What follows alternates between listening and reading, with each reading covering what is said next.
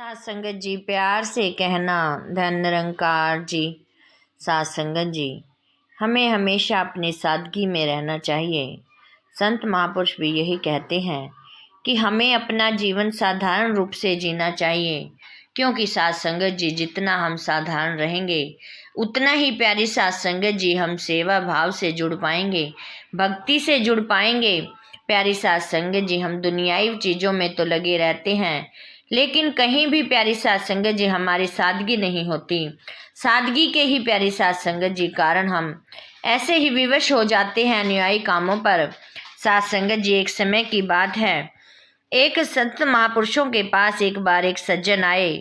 प्यार पूर्वक कहने लगे, महाराज तंग हो गया हूँ, लगता है जीवन दुखों का ही दूसरा नाम है।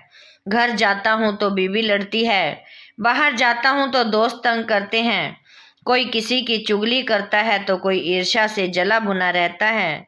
समझ में नहीं आता क्या करूं, जी चाहता है आत्महत्या कर लूं, आखिर उससे भी क्या लाभ होगा। इस दुनिया में रहने में क्या लाभ है जहां प्यार का नामो निशान ही नहीं। सात संगत जी कहकर वह चुप हो गया, उसकी आंखों में आंसू आ गए। तभी प्यारी सात संगत जी महात्मा बोले, हे मूर्ख इंसान, भूखे आदमी से एक बार किसी ने पूछा कि 2 और 2 मिलकर कितने होते हैं। भूखा बोला कि 2 और 2 होते हैं 4 रोटियां। जिस प्रकार भूखे को हर चीज रोटी नजर आती है, इसी तरह तुम्हें भी हर कहीं दुख ही दुख नजर आता है। घास पर ओस के कण चमक रहे थे। सुबह का वक्त था, एक कवि आया, वह मुस्कुरा रहा था। सुबह की शीतल हवा में उसको विचार उमड़ रहा था। वह मुस्कुरा कर बोला, वहाँ मोती ही मोती, पौधों के ऊपर चांदी जैसे मोती। तभी सामने से एक और आदमी आया, उसके बाल उलझे हुए थे, कुर्ते पर सलवटें ही सलवटें थी, दाढ़ी बड़ी हुई थी, आंखें सुनी थी। देखते ही बोला, चलो एक और मिला मेरे जैसा, रात को आसमान भी रोया ही होगा मेरी तरह। सात संगत जी, वही घास थी, वही ओस थी। एक उन्हें चांदी के मोती कह रहा था तो दूसरा उन्हें आसमान की आंखों से टपके आंसू बता रहा था। सात संगत जी, आखिर फर्क कहाँ था। सात संगत जी, फर्क उनके दृष्टिकोण में था। सात संगत जी, जहाँ दृष्टिकोण ही प्यारी सात संगत जी हमारी नजरिया ही ठीक ना हो तो प्यारी सात संगत जी हम क्या ठीक रह पाएंगे। नजर सिर्फ हमारी आंखों का ही होता है। यदि हम किसी को गलत रूप में देखते हैं तो हमें गलत दिखाई देने लगता है, यदि हम किसी को अच्छे रूप से देखते हैं तो वह हमें अच्छे रूप में दिखाई देने लगता है। प्यारी सात संगत जी, तभी महात्मा ने कहा, तुमने जीवन को अभी दूसरे आदमी के दृष्टिकोण से देखा है, यह दृष्टिकोण अधूरा है। कल आना, मैं तुम्हें जीवन जीने की कला सिखाऊंगा। प्यारी सात संगत जी, वह बहुत उतावला था। अगले दिन सुबह सवेरे उठकर जल्दी ही पहुंच गया, महापुरुषों के चरणों में प्रणाम करके बैठ गया। सात संगत जी, महापुरुष बोले, जीवन जीने की कला सीखने आए हो। तो उसने कहा, हाँ महाराज। उसने संक्षिप्त में उत्तर दिया, रामघाट पर लगा स्तंभ है। महापुरुष बोले, जी हाँ। उसने कहा, जी हाँ महाराज, तो फिर खूब अच्छी तरह देखा है। वह बोला, उसी के पास जाओ, जाकर जितनी स्तुति कर सकते हो उस खंबे की, कल फिर आना। यही प्यारी सात संगत जी महापुरुषों ने कहा और चुप हो गए। वह आदमी सीधा रामघाट की तरफ चला गया। वहां कोई नहीं था, पास ही नदी बह रही थी। कल कल की आवाज करती हुई उससे बहती नदी में स्नान किया और स्तंभ की ओर चला गया। पहले स्तंभ के आगे सिर निवाया और फिर प्यारी सात संगत जी वहीं पर खड़ा हो गया।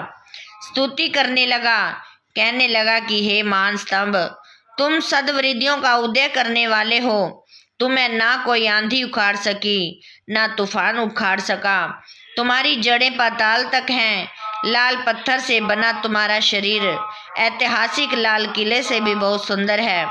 बस इसी तरह जो भी मन में आया प्रशंसाएं करता रहा। शाम हुई तो घर चला गया। अगले दिन सुबह सुबह फिर महापुरुषों के चरणों में पहुंच गया। महापुरुष बोले, कल जैसे कहा था किया। कहने लगा, हाँ जी महापुरुष, मैंने वैसा ही किया जैसा आपने बताया। मैं पूरे दिन ही उनकी स्तुतियां करता रहा।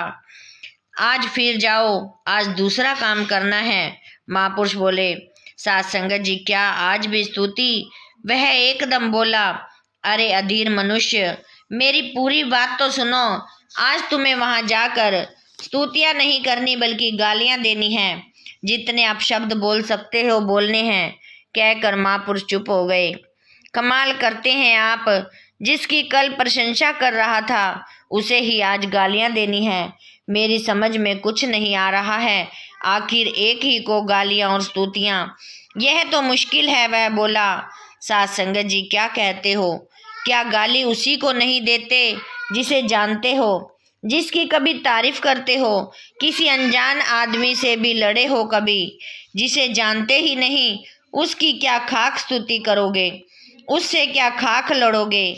अरे जिसे जानते हो उसी की तो स्तुति करोगे। प्यारी सात संगत जी उसी को ही गालियां देते हो।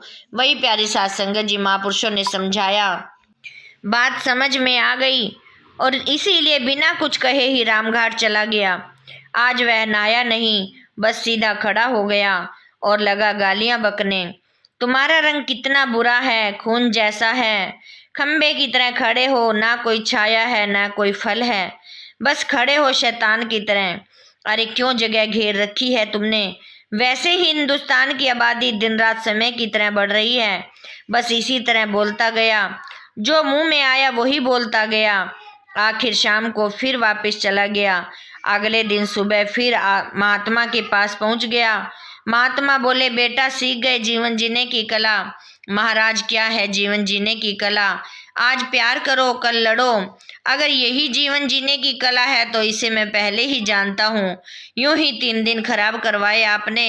वह बुरा सा मुंह बनाकर बोला, अरे अधीर मनुष्य, तुम्हारी पृथ्वी के लोग तो लक्की बंजारे की तरह वफादार कुत्ता मारकर पछताते हैं।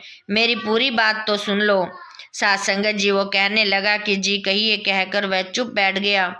महापुरुषों ने जब देखा कि यह चुप हो गया है, उन्होंने फिर उनको शांत स्वभाव में बोले, हे मेरा बेटा, परसों जब तुम्हें पहली बार उसके पास से स्तुतियां करके लौटे थे तो क्या उसने तुम्हें कुछ इनाम दिया था?